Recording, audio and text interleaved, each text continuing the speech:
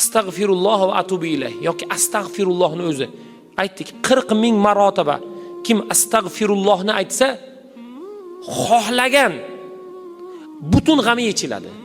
Farzandsizmi, farzandli bo'ladi. Ish yurishmayaptimi, ish yurishadi.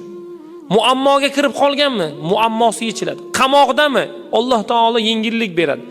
Nima muammosi bo'lsa, adadini astag'firulloh va atubu ilayh qiyinmi? Oson. Astag'firulloh, istig'forni 40 ming adadga yetkazing bugun. Alloh taolo 40 ming adadgacha yoki o'sha adadga bormasdan Alloh taolo yechadi. Bir birodarimiz aytayapti, hayotimizda bo'lgan. Taqriban bir odam 200 million qarz bo'lgan ekan bu yigitdan.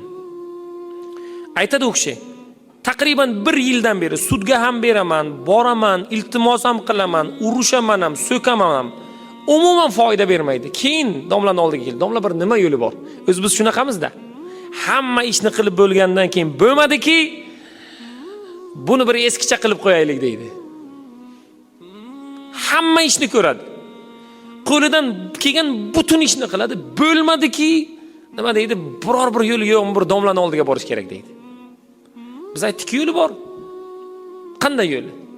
Tasbihni olasiz, mana elektron tasbihlar chiqqan. 40 ming adadga astag'firulloh atubu ilayh deysiz. Masala yo'q. Taqriban 2 yo 3 kundan keyin telefon qilyaptilar. Domla, hali 40 mingtaga yetgani yo'q, 7 ming qancha bo'lgan. Mendan so'ramasdan o'zi meni hisob raqamimga u pulni tashlab qo'ydi, deyapti. Subhanalloh. Mana birodar. Mana qarzdormisiz?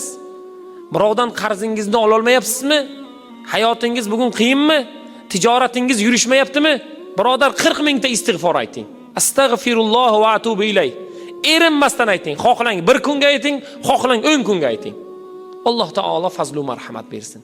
Yaxshilik va barakot bersin inshaalloh.